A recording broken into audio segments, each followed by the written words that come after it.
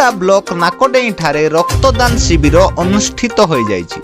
नागेश्वर युवक संघ और बजरंग दल नाकोडेई आनुकूल्य रे आध्यात्मिक परिवेश परायणर शेष दिवस रे एक रक्तदान शिविर अनुष्ठित हो जाइछि। एही कार्यक्रम रे मुख्य अतिथि विश्वनाथ मेहर, सम्मानित अतिथि भावे मनोज कुमार पंडा, जिला रक्तदाता संघर सभापति, नेहरू युव केन्द्र सोनपुर राष्ट्रीय युव समाजसेवी ऋषिकेश देहरी जोग देइथिबा बेले क्लबर समस्त सदस्य रमण प्रधान, जितेन्द्र थनापति, सुजित देहुरी, चैतन्य प्रधान, नारायण देहरी आदि जोग देइथिले।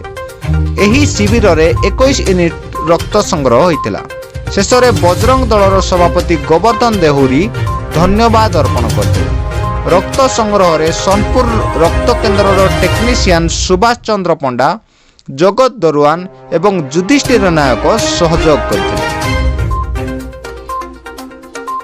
आज बाबा नागेश्वर कृपारू आमर नागडे नागेश्वर युवक संघ और बजरंग दल तरफ एक रक्तदान अनुष्ठित हो जाइए। ये रक्तदान लक्ष्य होगी केमती आमर ग्रामांचल कौन से ग्रामांचल जहाँ अच्छा कहीं रक्त बिना अभाव अनुभव करेंगे ना।